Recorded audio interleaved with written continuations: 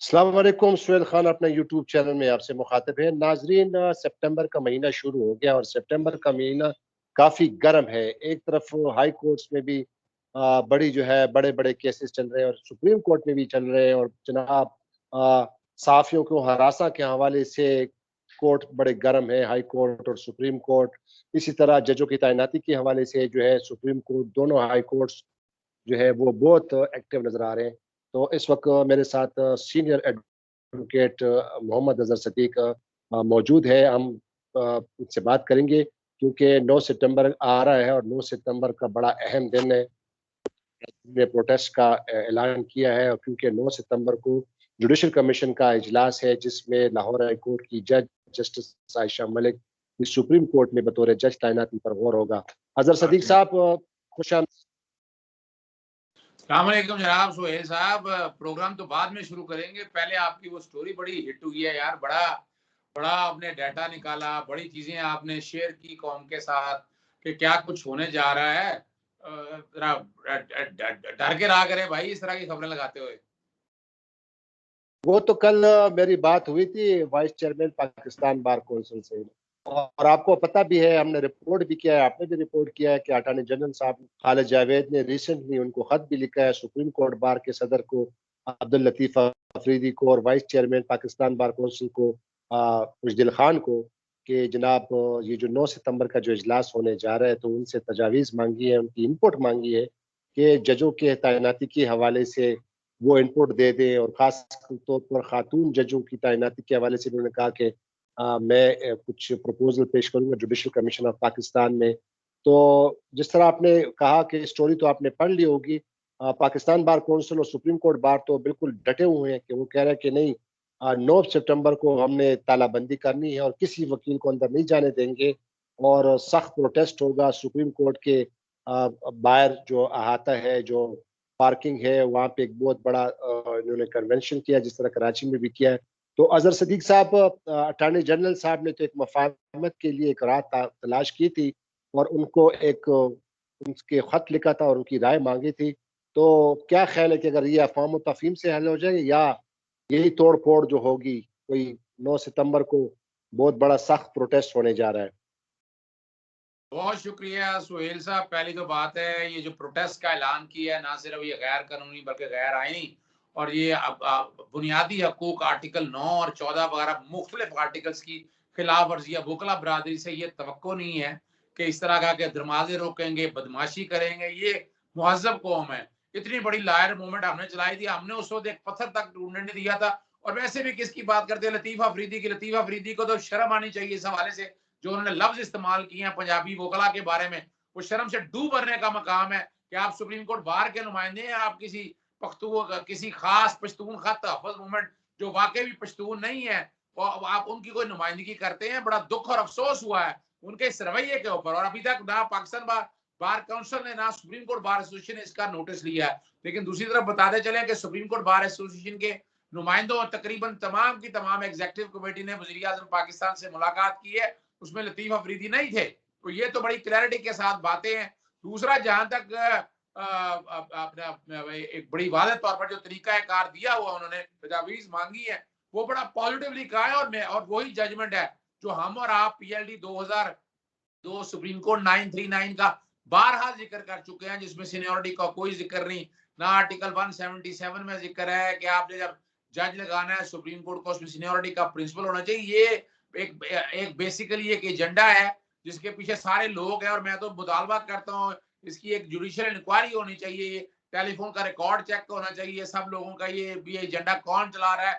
यकीनन इसके पीछे नवाज शरीफ और उनका गैंग हर वक्त मौजूद रहता है। वो जो और पाकिस्तान के खिलाफ जो फोर्सेस काम करती हैं, चाहे वो पश्तूनख्वा तहफ़्फ़ुज़ मूवमेंट की शक्ल में हो, चाहे वो सो कॉल्ड लिबरल हो, ये वो सारे लोग वही हैं।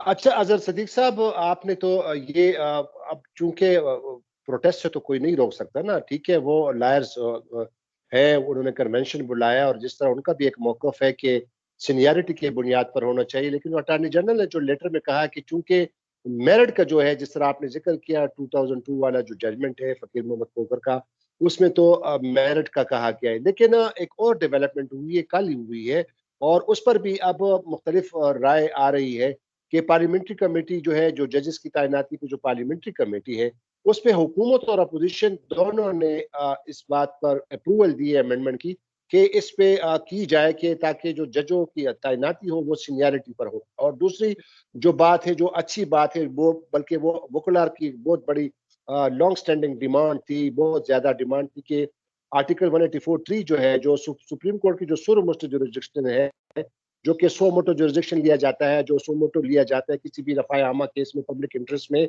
तो उसमें अब अपील का भी हक दिया गया है। और जो आपको याद होगा कि इसमें एक और भी उन्होंने इजाफा कर दिया है कि जो हाई कोर्ट के जो जजेस हैं उनकी जो है 62 साल से बढ़ाकर 65 साल कर दी गई उसकी रिटायरमेंट। और इसी तरह खासकर जो दो आर्टिकल 209 है जिसमें सुप्रीम जुडिशल काउंसिल जजों के खिलाफ मिसकंडक्ट के हवाले से या करप्शन के हवाले से, उस पे भी कहा कि 90 दिन के अंदर अंदर जो की। तो ये पार्लियामेंट्री कमेटी ने जो ये फैसला दिया है, ये अमेंडमेंट जो उन्होंने मंजूरी दी है, और इस पर कुछ हुकूमत सर्कल ने कहा है कि नहीं, ये इसको ये इख्तियार नहीं है। और सुबह मेरी फारूक अशनाइक से बात हुई कि इजलास में जनाब राजा परवेज अशरफ जो पीपल्स पार्टी के थे वो भी मौजूद थे, जो पीटीआई के अली मोहम्मद खान थे वो भी थे, आजम स्वाति भी थे, और बहुत सारे लोग थे।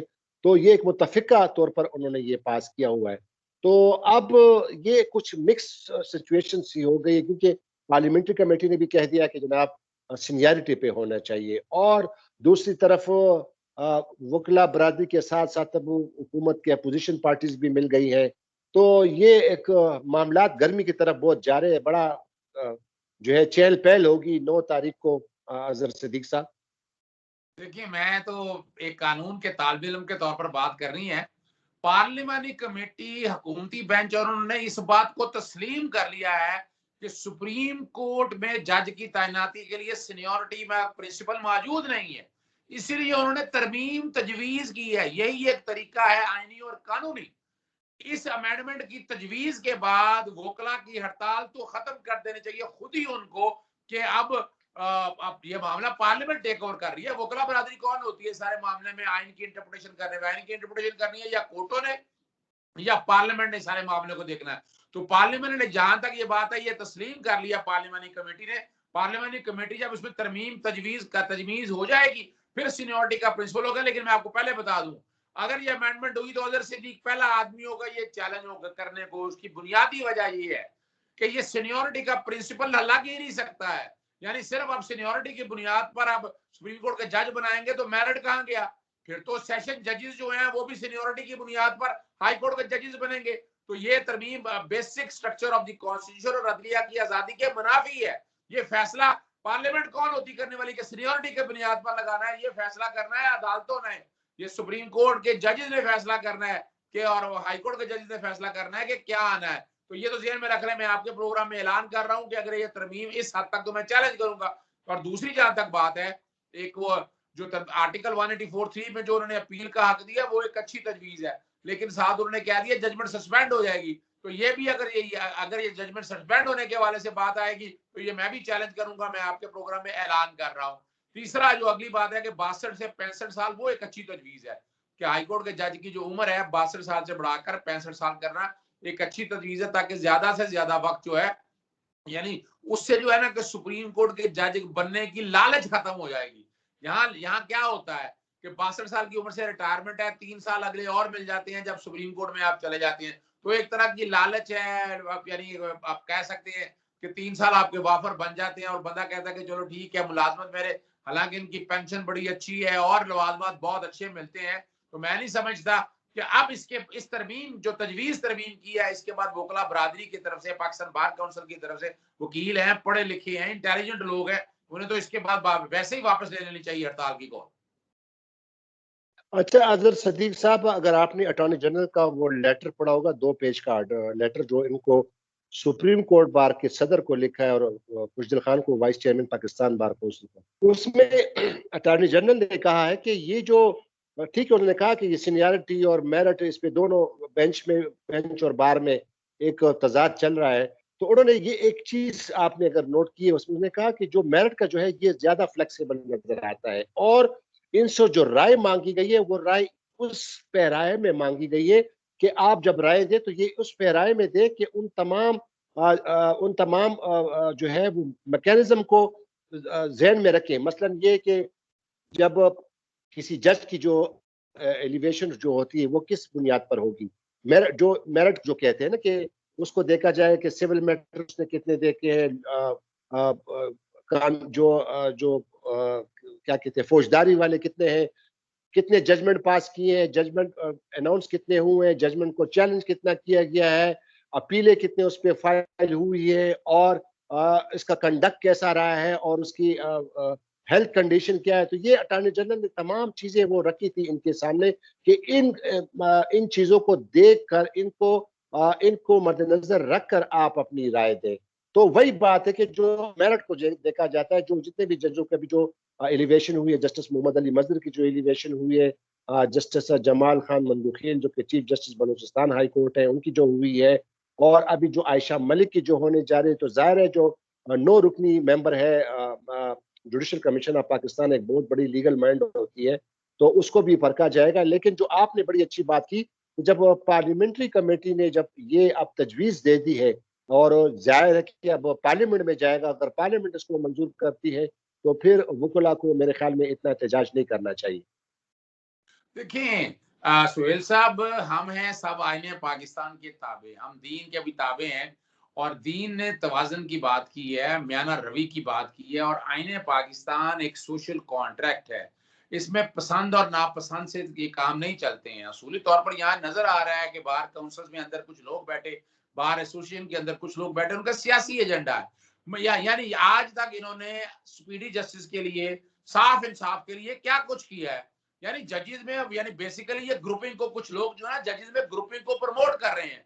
वो चाह रहे हैं कि सुप्रीम कोर्ट डिवाइड हो जाए, उसमें ग्रुप्स बन जाएं, जो एक तरह का फैसला वो कर सके, उनकी पसंद का, दूसरा दूसरी तरह का फैसला कर सके। तो ये एक अच्छी रवायत कायम नहीं हो रही है। और ये बात देखिए आप लोगों के सामने, और ये सारे मामला जब शुरू हुए, जब जस्टिस काजी फायज ईसा का मामला सामने आया है, और हर एक को सामने मेरिट की बातें करें, जजेस अकाउंटेबिलिटी की बात करें, यानी जहां उनके पर चलते हैं कि जजेस की अकाउंटेबिलिटी नहीं होनी चाहिए। कौन कहता है जाके, कितने केस हमारी बार काउंसिल या बार एसोसिएशन लेके गई है नैब के अंदर कि इन लोगों के ऊपर अगर इल्जाम हैं, जायदादें हैं, चीजें सारी हैं, कितने लोगों ने इस हवाले के ऊपर, यानी ये खास तौर पर। और हम, आप याद रखिएगा, बार काउंसिल का, पाकिस्तान बार काउंसिल का इलेक्शन भी लड़ना हो तो बड़े पैसे लगते हैं, तगड़े पैसे लगते हैं। सियासी जमातों का अमल दखल उसके अंदर मौजूद होता है। सियासी जमातें अक्सर आपके सामने, कई सेनेटर मौजूद है, कई वो सेनेटर मौजूद है सियासी जमातों के, और वो बार काउंसिल के मेंबर भी हैं। बल्कि यहाँ तो पाबंदी होनी चाहिए, किसी सियासी जमात का अगर आप रुकन है तो आप बार काउंसिल के मेंबर नहीं बनना चाहिए आपको।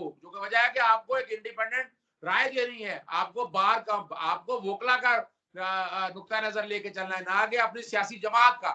यहाँ तो सियासी जमात का एजेंडा लेकर चल रहे हैं, और यही वजह सियासी जमातें हैं वोकला को बाकायदा अलोर करती है, वो पेशकशें करती है, फायदे देती है, और यही वो एजेंडा है जो लेकर हमारी बार काउंसिल, और यही वजह है कि अदलिया की आजादी और बाकी चीजें सेटल नहीं हो पाई।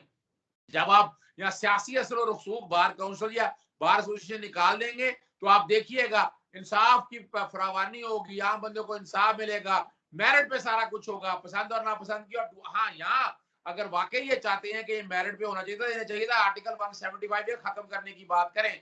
आर्टिकल 175 पहले तरीकाकारी लेके आए जो जजेस की तैनाती का है, उसमें आप रूल्स या कोई ऐसे कवानीन के हवाले से कोई बात कर सकते हैं, लेकिन ये नहीं है कि थोड़ा कड़वा थोड़ा मीठा, हाफ हाफ थू थू, ये नहीं निजाम चल सकेगा। बहुत शुक्रिया अजहर सदीक साहब। तो जी नाज़रीन, अब देखना ये है कि 9 सितंबर को ये जो एक तरफ प्रोटेस्ट होने जा रहा है, दूसरी तरफ जुडिशल कमीशन का इजलास है जो कि जस्टिस आयशा मलिक की तैनाती पर सुप्रीम कोर्ट में बतौर जज और किया जाएगा।